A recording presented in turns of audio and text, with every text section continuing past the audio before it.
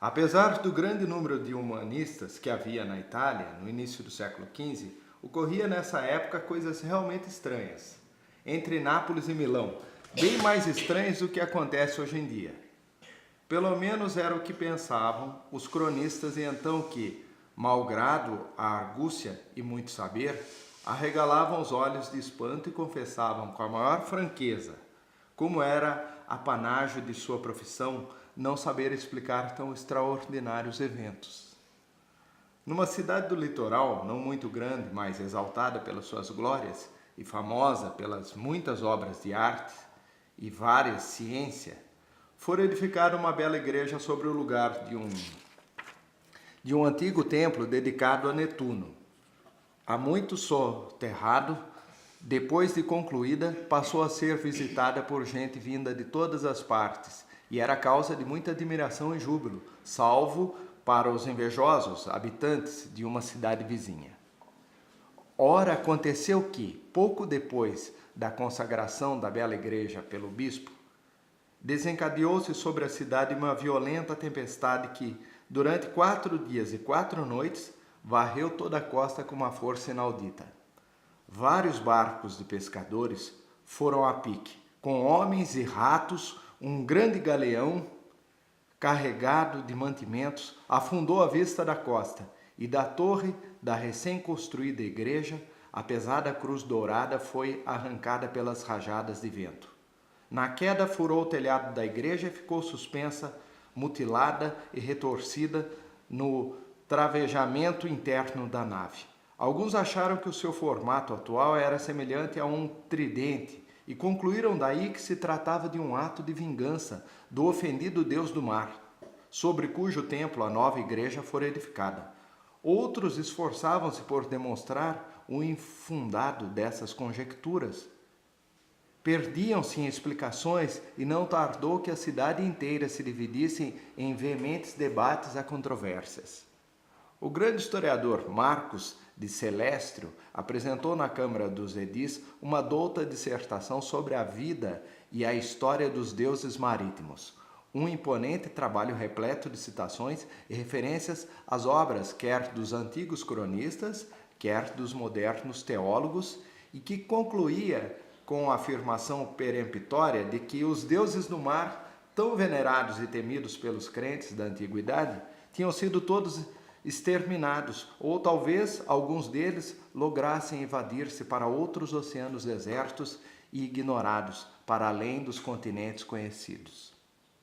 A essa conspícua tese respondeu o não menos famoso orador Cesários, numa tribuna pública.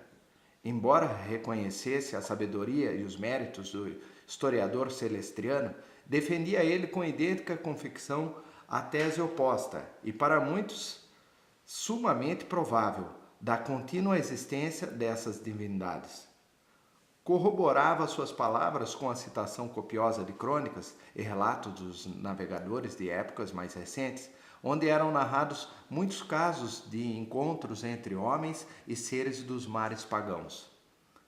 Entre mentes, a terrível borrasca amainara, e se bem que o mar ainda estivesse muito agitado, os pescadores e outros trabalhadores que exerciam seus místeres nas praias e sobre as águas voltaram às suas ocupações. Ora, certa manhã, as mulheres dos pescadores entraram correndo na cidade, muito alvoroçadas, e gritavam que fora arrojado à praia um homem nu, com o corpo coberto de sargaços. Supunham ser o cadáver de um dos infelizes que perecera durante o vendaval. Logo, uma grande e curiosa multidão começou afluindo ao litoral.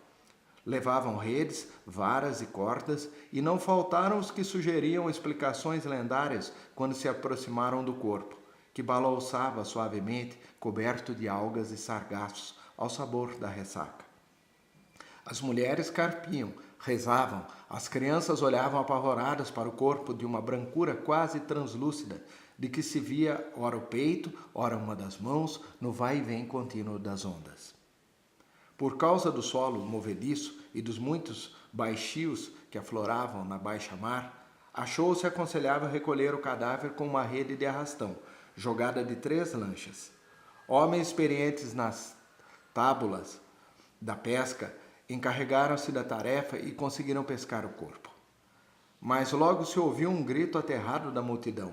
O corpo, cercado pela rede, agitava-se violentamente, debatia-se na sua prisão, estendia os braços e, de repente, soltou um berro tão feroz, tão horrivelmente desumano, que gelou o coração de todo mundo. Simultaneamente, com um impulso terrível, jogou-se do alto para a praia, onde ficou estendido em surdas convulsões.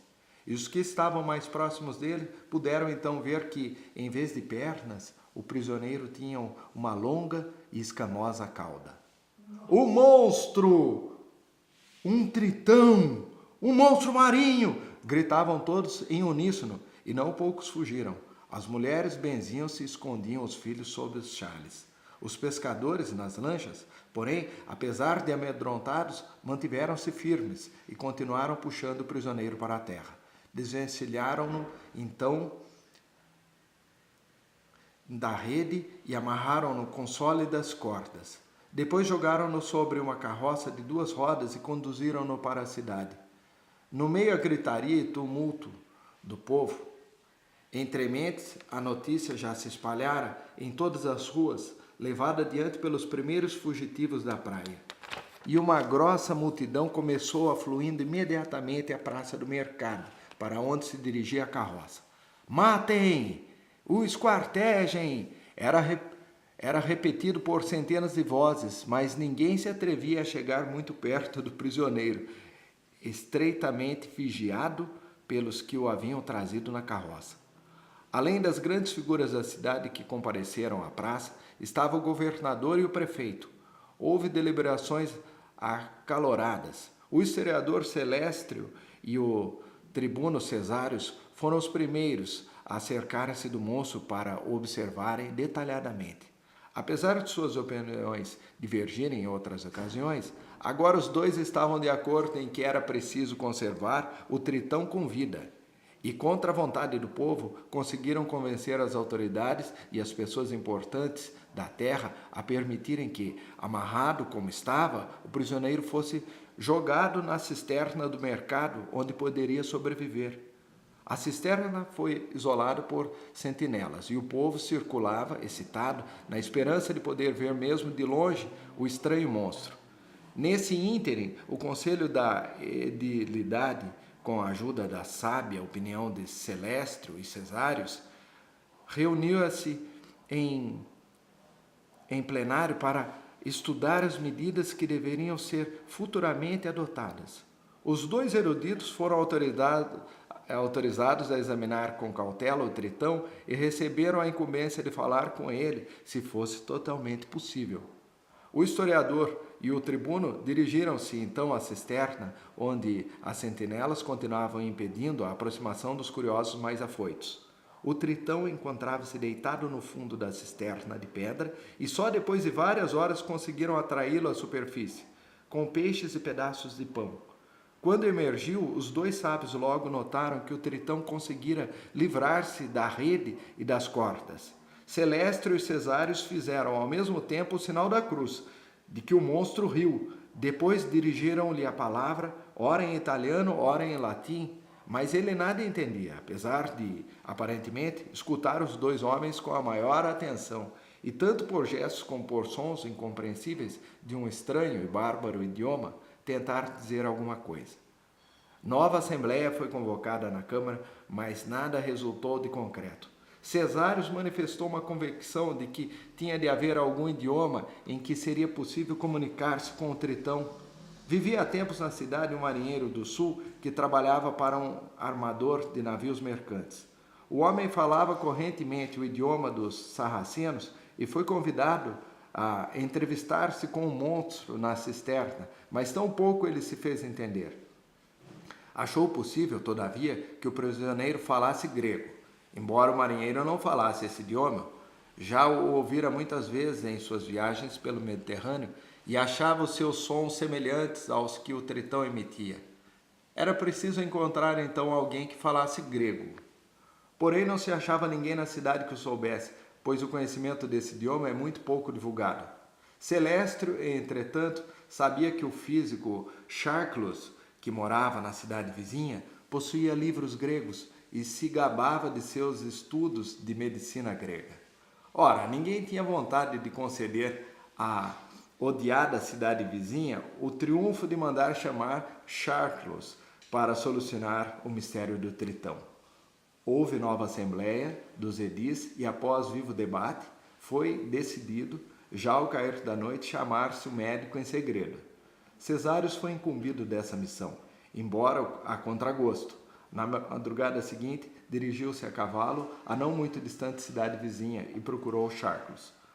Lisonjeou sua ciência, assegurou que sua sapiência era respeitada até no litoral e finalmente pediu-lhe que o acompanhasse, sem fazer muito alarde.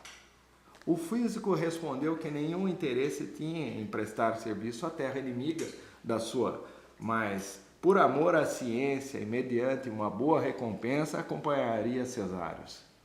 E assim, no meio da tarde, reuniram-se em torno da cisterna as personalidades da cidade, os sábios, o físico Charclos. O Tritão emergiu e sustentou o tronco fora da água, com os dois braços apoiados no rebordo da cisterna. Charclos falou-lhe em italiano e latim, sem resultado. Dirigiu-se-lhe então em grego e, mal disser algumas frases, o moço logo emitiu uns sons ásperos e estranhos. Muito bem, disse o médico aos circundantes. Ele está respondendo. A mim pareceu, comentou o Celestro, que o moço não fala a mesma língua de Vossa Senhoria. Fino ouvido tendes, douto Celestro, retorquiu Charclos, sorrindo. O Tritão fala grego, na verdade, mas o antigo dialeto jônico, o mesmo em que foram compostas as Rapisódias de Homero. Charclos recebeu um generoso presente e foi acompanhado por 2 nobres de regresso à cidade, até metade do caminho. Na noite seguinte ouviu-se um grito medonho por 3 vezes e quando pela manhã o povo se aproximou da cisterna, o Tristão desaparecera para sempre, sem deixar vestígios. Logo depois, a cisterna foi coberta e sobre ela colocada uma estátua de Netuno. O buraco no telhado da igreja não foi reparado e por ele passavam o sol, a chuva e o vento. Isso ajudou ao rápido desmoronamento de outrora belo templo, que era o orgulho da cidade e a inveja da cidade vizinha. Durante mais de um século as ruínas estiveram abandonadas, até desaparecerem os derradeiros vestígios. No seu lugar foi edificada, já no século XVII, a bela igreja barroca que hoje conhecemos.